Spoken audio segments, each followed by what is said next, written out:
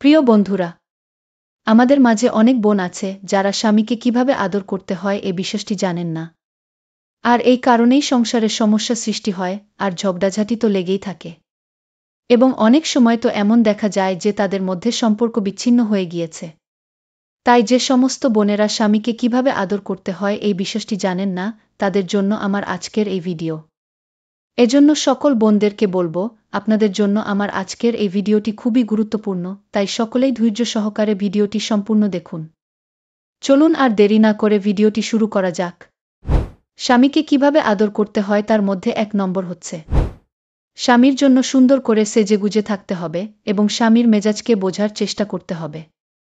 স্বামীকে কিভাবে আদর করতে হয় তার মধ্যে ২ নম্বর হচ্ছে, স্বামীকে সারপ্রাইজ দিতে মাঝে মাঝে খোলামেলা পোশাক পরুন, খুব গোপনীয় রাখার চেষ্টা করুন এবং স্বামীর সামনে নিজের সৌন্দর্য ফুটিয়ে তোলার চেষ্টা করুন। স্বামীকে কিভাবে আদর করতে হয় তার মধ্যে ৩ নম্বর হচ্ছে, যৌন অক্ষমতা থেকে হেফাজত করে, সেক্স হরমোন রিলিজ করে, লিঙ্গকে দীর্ঘ সময় পর্যন্ত দৃঢ় ও মজবুত করে রাখার চেষ্টা করুন।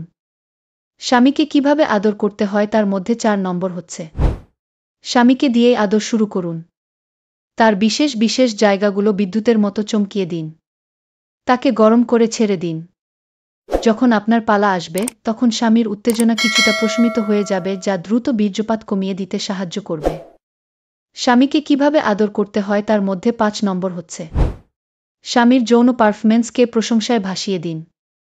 স্পেশাল জিনিসটি নিজের প্রিয় জিনিস বানিয়ে নিন। আর স্বামীর কানে কানে সেটা জানিয়ে দিতে ভুলবেন না।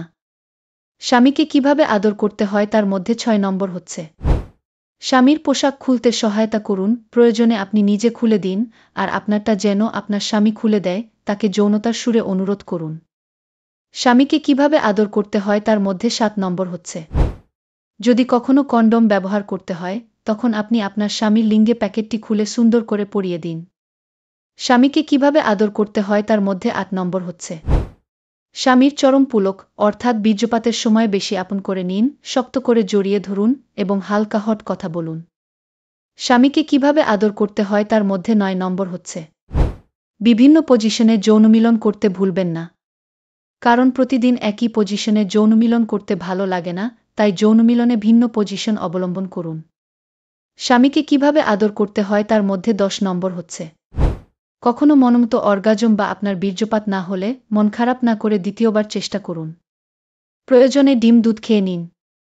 স্বামীকে কিভাবে আদর করতে হয় তার মধ্যে ১১ নম্বর হচ্ছে, মনে রাখবেন স্ত্রী হল স্বামীর শস্যক্ষেত্র, তাই খুব যত্ন করে আবাদ করান, তাহলে ভালো ফল নিশ্চিত, আপনাদের যৌন মিলন আরও মধুর হোক।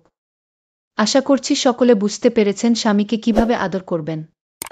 আর হ্যাঁ, যদি ভিডিওটি ভালো লেগে থাকে, তাহলে লাইক, কমেন্ট এবং শেয়ার করে বন্ধুদের কাছে পৌঁছে দিন।